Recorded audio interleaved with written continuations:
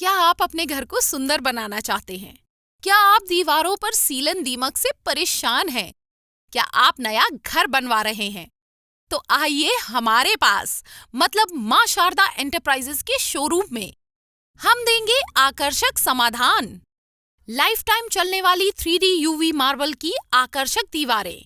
Deco Star, the leader of home decoration, Sagar का showroom मां Sharda enterprises. हमारा पता है तिली, राजघाट चौराहा, सोमनाथपुरम रोड, सागर।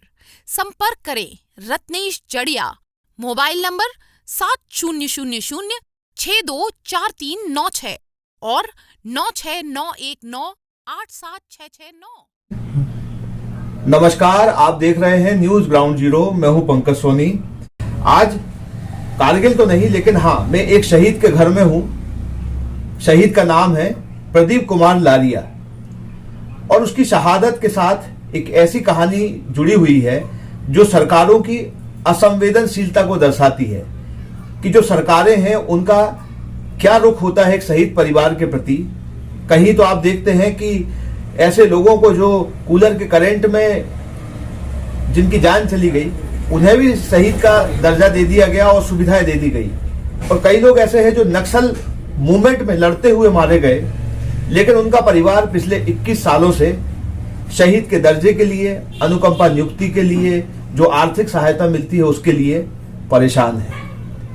शहीद प्रदीप लारिया के बारे में हम आपको बता दें कि 11 अगस्त को उड़ीसा के रायगढ़ जिले के गुनुपुर थाना अंतर्गत गोपाल पड़ार में नक्सली ऑपरेशन में, जहां पे IED विस्फोट हुआ, फायरिंग हुई, मुठभेड़ हुई, यहां पर शहीद, ये जो शहीद है केंद्रीय रिजर्व पुलिस बल में कांस्टेबल थे प्रदीप लारिया, और ये शहीद हो गए वहां पर। लेकिन जब इस बात को सरकार के पक्ष में ले जाया गया, पास ले जाया गया कि हमें इस तरीके से हमारे परिवार में शहीद हुआ है, तो जिस तरीके की परेशानी इस परिवार ने भुगती है पिछले 21 साल से, उसके बारे में हम उन्हीं की जवानी सुनवाएंगे। अब ये परिवार विरोध के सुर में भी उतर आया है। क्या, किस तरीके से विरोध करेंगे, किसका विरोध करेंगे, ये सारी बातें हम बताएंगे। प्रबोध जी, पहले तो ये बताइए कि आपके भाई की जो शहादत है वो कैसे हुई थी और क्या पीड़ा है पिछले 21 सालों से? हमारे भाई 11 अगस्त 2002 को उड़ीसा में नक्सल विरोधी अभियान के दौरान, मुठभेड़ के दौरान शहादत को प्राप्त हुए। अब उस दौरान जो शहादत हुई तो सरकार ने भी माना, उड़ीसा सरकार ने भी माना और केंद्र की सरकार ने भी माना। लेकिन जब ये बात मध्य प्रदेश सरकार को हम लोगों ने जानकारी में दी कि हम, चूंकि हमारे भाई शहीद हुए हैं या मेरी माताजी के जो पुत्र शहीद हुए हैं, उनको शहादत के पश्चात जो सुविधाएं दी जाती हैं वो प्रदान की जाए। लेकिन सरकार ने यह कहते हुए पत्र और आवेदन को अमान्य कर दिया, चूंकि आपकी भाई की जो शहादत है काउंटर इंसर्जेंसी क्षेत्र में नहीं हुई है या सैनिक कार्यवाही के दौरान नहीं हुई है, और आप जो मांग कर रहे हैं आर्थिक सहायता, अनुकंपा नियुक्ति और जो सारी सुविधाएं दी जाती है, उसके लिए आप पात्र नहीं हैं। तो ये इस तरीके का जो भेदभावपूर्ण रवैया रहा सरकार का, उससे हम लोग इतने व्यथित हैं कि उसका बयान नहीं कर सकते। मतलब माँ मेरी इतनी व्यथित हैं, आप देख ही रहे हैं कि वो इतनी वृद्ध हो गई हैं। हम लोग इस न्याय की लड़ाई के लिए अनवरत 21 साल से प्रयास कर रहे हैं, लेकिन सुनवाई नहीं हुई। आज तक सुनवाई नहीं हुई है। और बात करते करते भी ये होता है कि गला रूंध जाता। मैं तो अपनी माँ के सामने इस तरीके की बात नहीं कर पाता, क्योंकि अब आप देख ही रहे हैं कि कितनी पीड़ा रही हो। एक लंबा अंतराल हो जाता है कि 21 साल बहुत हो जाते हैं। अगर भाई साहब 21 साल में शहीद का दर्जा भी नहीं मिला, शहीद का दर्जा भी नहीं दिया और कोई सुविधा नहीं मिली, और एक कौड़े की भी सुविधा नहीं दी गई, और हमसे ये भी पूछ लिया गया और ये कहा गया कि आपकी भाई की शहादत को हम शहादत नहीं मान रहे। मतलब उनका ये कहने का पता नहीं, ये तो हमें जानकारी नहीं है कि उन लोगों ने कहां से कैसा क्या, मतलब वो कंफर्मेशन किया कि नहीं किया, और बोल दिया कि चूंकि आपकी भाई की जो शहादत है सैनिक कार्रवाई में नहीं हुई है, काउंटर इंसर्जेंसी क्षेत्र में नहीं हुई। लिखा था मृत्यु हो गई। हाँ, लिखा उन्होंने ये मृत्यु हुई। ये लेकिन जो प्रधानमंत्री और ये जो केंद्रीय सुरक्षा बल है, इन्होंने जो एक किताब जो उनके 4 वॉल्यूम में आता है, जी जी, उसमें तो इन्होंने लिखा है प्रधानमंत्री का, उसमें संदेश भी है कि किस तरीके से जो नक्सल मूवमेंट था, विस्फोट था, उसमें हुई, ये पूरा लिखा है उस किताब में। हम लोगों के लिए ये जो वॉल्यूम है, मतलब जिसमें 1939 से लेकर अभी तक जो सारे शहीद हुए उनके घटना, उनकी जो शहादत हुई उसके बारे में जानकारी दी गई।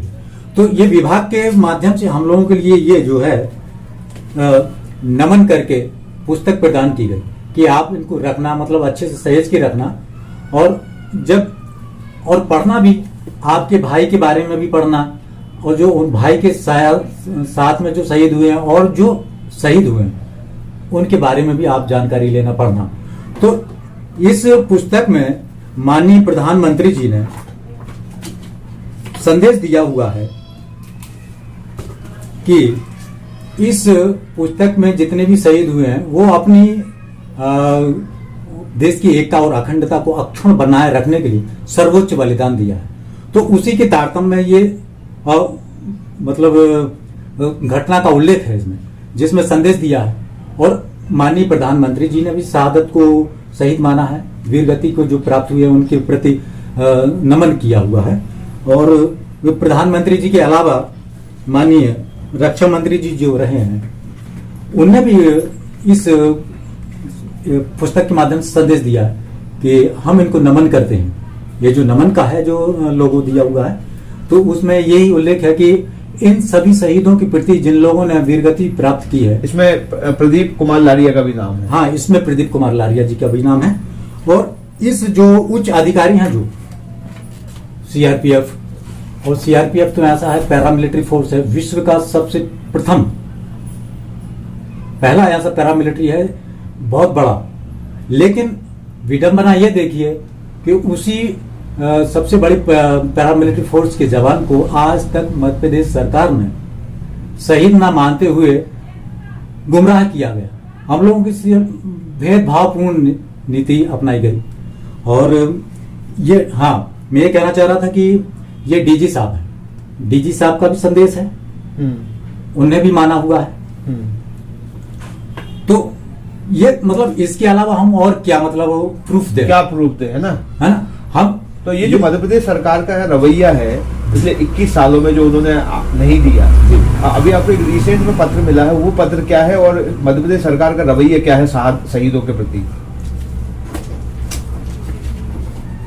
ये अभी मैंने विभाग के लिए अभी पत्र भेजा है पुनः। भाई ये तो हम जितनी बार भी पत्र भेजते हैं, बार बार एक ही बात को रटते हैं, लिख के दे देते हैं क्योंकि आप पात्र नहीं हैं।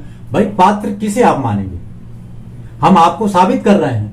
अरे जब इस किताब में लिखा है, हाँ, और उड़ीसा सरकार ने 1 लाख रुपए का आपको वो दिया है, जी जी, तो उसके बाद भी वो मध्य प्रदेश सरकार नहीं मान रही। बताइए इससे बड़ी विडंबना और क्या होगी कि एक उन्हीं के सरकार की जो सर्वोच्च जो प्रधानमंत्री जी हैं, उनने भी लिखा है, माना है, मेरे भाई को भी और भाई के साथ जितने भी शहीद हुए सबको शहीद माना है, सबको जो वीरगति प्राप्त हुई उनको नमन किया है।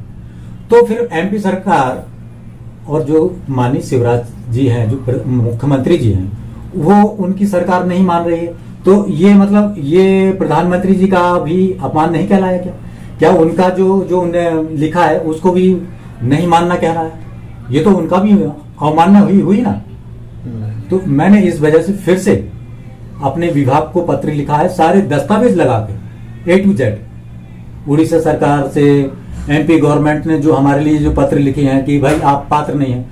और जो पात्र, ऐसे कई लोग होंगे जी जी जिनको इसी क्रम में पात्र माना होगा जी, है ऐसे पात्र हैं। मैं आपको उसकी जानकारी देता हूं। पहले तो मैं आपको यह बता दूं कि इसी पुस्तक में मेरे भाई के बारे में जो जानकारी दी गई, तो ये घटना का भी उल्लेख है जिसमें भी शहीद माना गया है, वीरगति को प्राप्त माना गया है, लिखा हुआ है। और ये मेरे भाई के साथ में जो रहे, और ये मेरे भाई का फोटो है। तो अब इसमें लिखा भी है शहीद प्रदीप कुमार लारिया, बल संख्या, पिता का नाम, माता का नाम, और जो आर्थिक मतलब जो आश्रित है उनका नाम लिखा, मेरे माता जी का नाम लिखा। क्योंकि क्या रहता है कि जब अनमैरिड जो पर्सन रहता है जो जवान रहते हैं, तो उनके जो परिवार अगर उनका शादी नहीं हुई है तो एनओ के उनकी माताजी रहती है, तो इनकी माताजी का नाम लिखा हुआ। तो अब इससे बड़ा प्रूफ और मैं क्या दूं? ये सारे प्रूफ मैंने लगाए हुए हैं पूर्व में अपने आवेदन के साथ। तब भी अभी 2001 में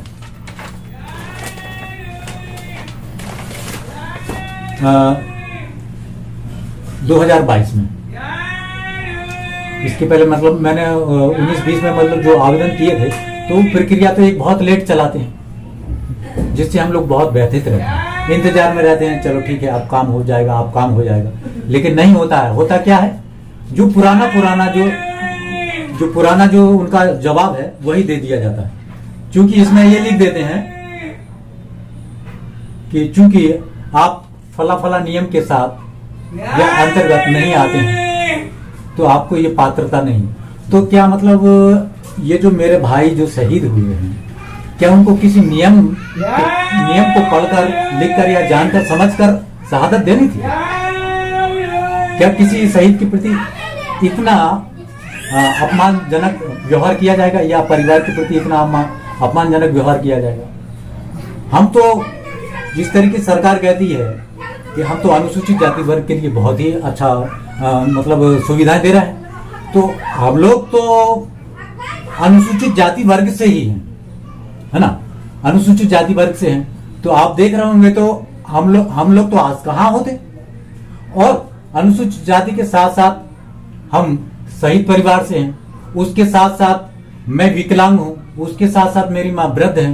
तो इस सारी परेशानियों के कारण मेरी माँ इस बात को लेके या इस पीड़ा को सहते सहते, ये भेदभावपूर्ण नीति को सहते सहते मेरी माँ हृदय रोगी हो गई। मेरा जीवन तो समाप्ति हो गया, मतलब एक 21 साल तो चला गया मेरा भाई के लिए संघर्ष करते। मैं इसलिए भी लगा हुआ हूँ भाई को न्याय देने के लिए कि बाकी सभी लोगों के लिए आपने शहीद माना, सभी प्रकार की सुविधाएं दी, न्याय किया, तो हमारा भाई क्यों अन्याय सहे, या हम लोग क्यों अन्याय सहे? मेरे भाई के लिए भी तो न्याय मिले। मेरे भाई ने तो देश की एकता और अखंडता के लिए सर्वोच्च बलिदान दिया, अपनी सक्रिय ड्यूटी निभाते हुए मुठभेड़ के दौरान शहीद हुए। तो क्या मुठभेड़ के दौरान के शहीद होने पे भी आप नहीं मानेंगे? सारे डॉक्यूमेंट में। अब आप क्या करोगे? ये तो 21 साल से आपका संघर्ष चल रहा है, सरकार नहीं सुन रही है, तो अब आप लोग क्या करेंगे? अब मैंने ये सुना है कि माननीय प्रधानमंत्री जी सागर दौरे पे आ रहे हैं या सागर आ रहे हैं, तो जिस बात को भी लेके आ रहे होंगे, तो हम तो ये चाह रहे हैं कि हम जिला प्रशासन को एक लिखित सूचना देंगे और माननीय प्रधानमंत्री जी का गांधीवादी तरीके से मौन सत्याग्रह अपने घर पे रह के करेंगे बस। क्योंकि पहले तो हमने बोला, गुहार लगाई मुख्यमंत्री जी से, माननीय शिवराज सिंह जी से गुहार लगाई। मैं 3 बार मिल चुका हूं उनसे अपने हाथ से। अभी वर्तमान जो मतलब इसी वर्ष के दौरान जो फरवरी में आए हुए थे, मैंने खुद अपने हाथों से उनको ज्ञापन दिया हुआ। तो अभी तक अगर वो संवेदनशील होते, अगर इनके प्रति श्रद्धा होती, तो अभी तक मेरे प्रकरण का निराकरण हो गया होता, हम लोगों के लिए ये न्याय मिल गया होता, लेकिन नहीं मिला। तो हमने अब ये तय किया है कि हमने तो खूब बोल लिया, गुहार लगा ली, सचिव से भी, प्रमुख सचिव से भी, माननीय मुख्यमंत्री जी से भी, सबसे गुहार लगा ली, लेकिन कोई किसी ने मेरी बात को नहीं सुना, ना मेरी माँ की बात को सुना। कई बार जब साथ में लेके भी गया हूं मैं वल्लभ भवन, तब हम लोग जाना उचित रहता था। थक गए आप जाते जाते? थक गए हैं, माँ भी नहीं जा पाती, चल ही नहीं पाता, हम एकदम टूट गए भैया। आप बताओ, आपका बेटा तो देश के लिए चला गया जी, लेकिन ये सरकारें नहीं सुन रही, शहीद का दर्जा नहीं दे रही उसको, और जो मतलब राशि मिलना चाहिए, सम्मान की राशि, बच्चे को नौकरी, हाँ। उसकी मूर्ति लग जाए, कुछ भी नहीं कर रही। तो दुख नहीं होता कि बच्चा इतना देश के प्रति समर्पित था? हम तो बिल्कुल टूट गए अंदर से, हम तो बातें कर तो नहीं बनाते। वो तो खुद भी बहुत मतलब देश के लिए समर्पित था। वो आप बता दो भाई, कैसे क्या आपने गतिविधियों में रहे? हम कह नहीं पा रहे हैं। चलिए ठीक है। तो माँ की पीड़ा तो आप समझ सकते हैं कि बात जब भी उसके बेटे की शहादत की आएगी, उसकी आंखों में आंसू आएंगे और वही सारी बातें कह देते हैं। लेकिन भाई जो है वो 21 साल से लगा हुआ है कि कहीं ना कहीं उसके भाई को शहीद का दर्जा मिले और जो सुविधाएं उसके हिस्से में आती वो मिले। तो अब उन्होंने जो प्रधानमंत्री 12 तारीख को सागर आ रहे हैं, उनका मौन सत्याग्रह के माध्यम से घर बैठे ही विरोध करने का निर्णय लिया है। यदि सरकार इसके बाद भी नहीं सुनती है तो ये आंदोलन, ये लोग, इनका कहना है कि लगातार इसी घर से जारी रखेंगे। आप कुछ कहना चाह रहे हैं? जी, मैं कहना चाह रहा था कि ये सरकार ने जो अपन को बार बार अमान्य किया हुआ है, ये पत्र देखते हैं। पहले तो सैनिक कार्रवाई नहीं मानी, काउंटर आंसर, फिर जब हमने दोबारा पत्राचार किया तो 2006 में, पहले तो मैंने प्रथम बार 2003 में आवेदन किया, 2002 में किया तो 3000 में उत्तर आया, तो उन्होंने सैनिक कार्रवाई न मानते हुए अपात्र माना, तो शहादत नहीं माना। इससे हम लोग बहुत व्यथित हुए। इसके लिए हम दिल्ली में गए हुए थे। माननीय उस समय लालकृष्ण आडवाणी उप प्रधानमंत्री हुआ करते थे, तो पीयू ऑफिस में आवेदन देके आए हुए थे। तो मेरा कहने का ये कि इस तरह का रवैया है ये जो है। फिर 2006 में जब आवेदन फिर से किए तो फिर उन्हें अमान्य कर दिया। ये कह दिया कि चूंकि आपको पूर्व में अवगत करा दिया गया है, आप पात्र नहीं हैं, आप परेशान ना होइएगा। और सैनिक कल्याण बोर्ड ने हम लोगों को ये बताया कि चूंकि आपके भाई की जो सम्मानजनक, मैं उसको कह रहा हूँ, बोलना तो नहीं चाहिए, लेकिन उन्होंने सम्मानजनक भाषा का यूज नहीं किया। आपकी भाई की जो मृत्यु हुई है वो काउंटर इंसर्जेंसी क्षेत्र में नहीं हुई है, इसलिए आप कारगिल जो फंड एकत्रित किया गया था आम जनमानस के द्वारा, वो सरकार को अपने खजाने से तो देना नहीं है। वो जो राशि है कारगिल फंड से ब्याज के जो तौर पे जो सरकार को आय होती है उसके माध्यम से ही देना, तो सरकार को अपने खजाने से नहीं देना, किसी के जेब से नहीं देना है, तो वो राशि हमें उपलब्ध करा देनी चाहिए थी। तो उनका संचालनालय सैनिक कल्याण बोर्ड का ये कहना था कि चूंकि आपकी भाई की जो मृत्यु हुई है वो काउंटर इंसर्जेंसी क्षेत्र में नहीं हुई है, तो इससे हम लोग व्यथित हुए। जब हमने इसकी खोज की, पड़ताल की, तो हमारे लिए ये मैं पत्र आपको दिखा रहा हूं, आरटीआई के अंतर्गत जानकारी दी गई है।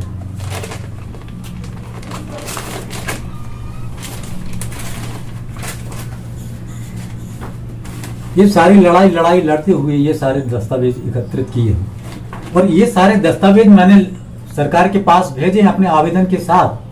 बहुत विनय अनुनय अनुरोध करने के बावजूद भी सरकार नहीं सुन रही है। ये देखिए पत्र है, ये सैनिक कल्याण को मैंने भेजा है, तो ये पत्र सरकार ने पेंडिंग में रख लिया, क्यों नहीं दे रही?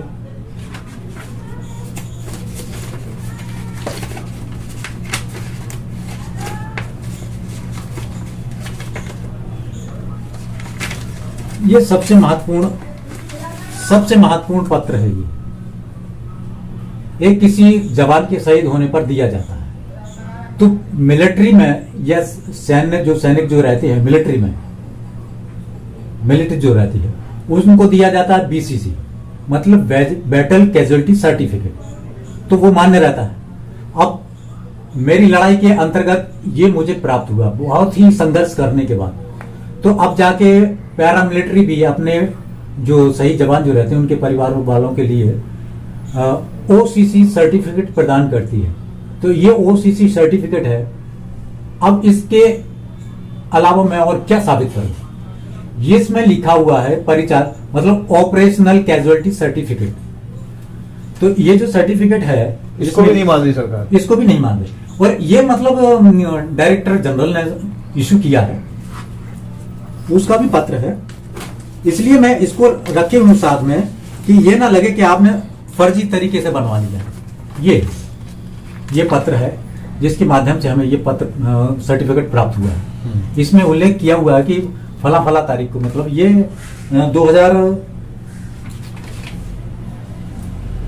16 दिसंबर 2020 का है। तो ये जारी किया हुआ है। तो यहाँ तो ये जो आपने कहा है कि आप विरोध करेंगे जी, आप हो चुका है। जी। तो अब यहाँ के बाद आपको कुछ उम्मीद आ रही है कि लग रहा है कि अगर प्रधानमंत्री आएंगे और आप ये सब करेंगे तो हो जाएगा? मैं प्रयास वही कर रहा हूँ कि सरकार को सुनना चाहिए, एक शहीद के परिवार को सुनना चाहिए, उनके माताजी को सुनना चाहिए, उनके भाई को सुनना चाहिए। क्योंकि अब माँ वृद्ध हैं, वो कहीं आ जा नहीं सकते, असमर्थ हो गए। मैं विकलांग हूँ, अब कहाँ जाऊँ, मैं इनकी देखभाल में हूँ। तो हम ये चाह रहे हैं कि हमने बहुत कह लिए, बहुत गुहार लगा ली, तो अब हम लोगों ने ये सोचा है कि माननीय प्रधानमंत्री जब आएंगे तो घर से ही हम चुपचाप रह के, मौन रह के सत्याग्रह करेंगे, उनका विरोध प्रदर्शन करेंगे, घर पे ही रह के करेंगे, कहीं नहीं जाना। अब हम किससे क्या कहें, कोई जब सुन ही नहीं रहा। तो ये जो बात है हमने दोबारा कंटिन्यू की है, और आप सोचिए कि देश के लिए सबसे बड़ी जो सेवा है वो अपने जीवन का बलिदान देना, इससे बड़ी कोई सेवा नहीं हो सकती। और जिसके परिवार से एक नहीं दो शहीद हों, इनके जो कजिन ब्रदर हैं प्रदीप के, वो भी शहादत दिए हैं, उनका भी इसी किताब में जिक्र है।